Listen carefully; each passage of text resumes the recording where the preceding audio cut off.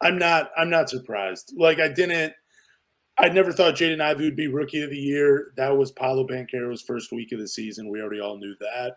But I definitely thought there would be a few more votes for him. It just goes to show you the voters didn't watch Detroit. You did not watch Jaden Ivey. And because the votes that came in, it made it very clear. This was a guy that developed right before our eyes as a catch and shoot player, as a playmaker.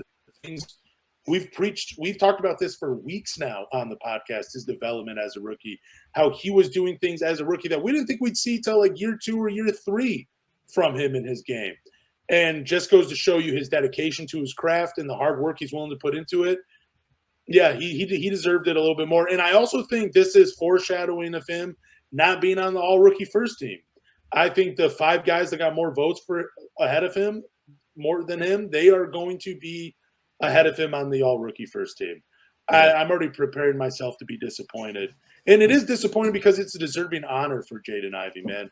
I'm not even looking at it as just a fan. Like, it is cool when you have rookies that do get these honors. Like, it's cool to celebrate them. But, I mean, that's not what it's about. But for Jaden Ivey's self and his career and to add to his resume, he deserved better than 6th in Rookie of the Year, and he deserves all rookie first team, man. He really does.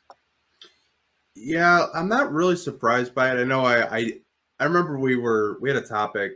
I think you had said, could you see Jaden Ivey making all first team? And I joked and I said, you know what, it wouldn't surprise me if he made second team. And you're like, dude, there's no way. He's got to be first team. He doesn't have to. Like you said, not a lot of media members watch Detroit. And again, 17 wins. You're not really giving them a whole lot to watch. If you did watch every Detroit Piston game this year, you were a saint. And I pray that, maybe you're watching a 40-win team next year. But it doesn't surprise me that he finished 6th. I probably would have put him 5th. Just because I think there were times where he was phenomenal, but there were also times this season where I kind of wanted more. And I think that's why the voters did, put him 6th. I don't think it's like, I'm not going to beat on my chest and say Detroit versus everybody, but I think he was one of the best rookies this year. I do think he does deserve to be the guard for a rookie first team, but I would not be surprised if him and Jalen Duren are in the second team together. It kind of annoys me just a little bit because I'm looking back at Jalen. Jalen Williams had a phenomenal rookie year, by the way. Oh, yeah. But I'm just shocked that I just feel like he came onto the scene later on in the season, and people are like, oh, he's been doing this all year. Did you know he had 2 games where he scored 1 point in them? He had 2 games where he just scored 1 point and played 34 and 29 minutes. And I'm only pointing out those 2 games because, I just wanted to see, because I was a little confused by Jalen Williams because I was under the impression that he had kind of came out the gates kind of slow for the Oklahoma City Thunder, which is understandable because you have SGA, you have Josh Giddey, you have Lou Dort, a handful of other young guys on the perimeter. So it'd be hard for him to get minutes right away. But why are the bad games not, why is the slow start and why are the bad games not being held accountable? And he finished top 3 in Rookie of the Year voting. I don't understand. I just wish the criteria and the standards for which we hold rookies would be the same throughout the NBA. Because we talked about it probably almost 2 months ago when Paolo Banchero finished with Rookie of the Month over Jaden Ivey when he shot 2% from the 3-point line. But I'm looking at Jalen Williams, again, pretty good rookie year, but he had a handful of games where he just disappeared. And it just doesn't seem like it was being held against him. And looking back at the numbers, I don't think he had a better rookie season than Jaden Ivey. I think if you were to watch every game both of these guys played in and really watched every game, you would come away saying Jaden Ivey had a better rookie year. Yeah, I think obviously you can kind of look at the box scores if you want to do that, but I kind of think when you look at Rookie of the Years over the past 3 years, it's always been a team award for some reason. You look at last year when we were saying, Cade should be rookie of the year, but Scotty Barnes won it because Toronto made the playoffs. I think to your question, why didn't the media kind of say like, well, he only had 1 point I don't know if it was back-to-back games or maybe it wasn't within the same month.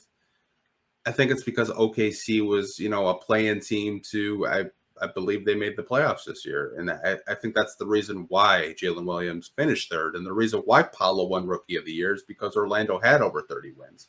It's always been a winning award, and it shouldn't be. I think it should be more of an individual award.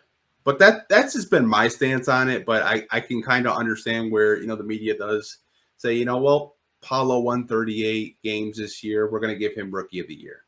Jaden Ivey won 17. So they kind of look at it from a team standpoint, are like, well, yeah, you're putting up empty stats on a terrible team. So obviously you're not that good. That's kind of the thought process that I see this from a 30,000 foot view with these media members is they look at the stats and they look at the win totals. And if you don't have good stats and you're on a good team, then they don't look at you. And I think that's why Jaden Ivey finished sixth, because he was putting up great stats, but the Pistons weren't winning a whole lot of games. Yeah, I mean, I get it, but also at the same time, I just wish there was a better way of doing this. I'm not trying to take anything away from Jalen Williams. I just want the guys that play in Detroit to have a fair chance. Talk about the guys that play in Detroit just like you talk about every other rookie. Don't hold it against them because they play in Detroit. Even if Detroit, it was a 17-win season, but if you're a fan of basketball, there were some moments during the season, especially watching Jaden Ivey and Jalen Duren, where even if the Pistons lost, you were still walking away impressed with those two. Even if the team was bad, you were still like, okay, cool. I still got to watch an entertaining game because Jaden Ivey put on, and so did Jalen Duren. And I don't know. I just think if you're a voter, there should be some accountability, and you should have to watch a few more of these guys play. I'm not saying watch all 82 games, but watch enough games where you can kind of get an idea of who these players are.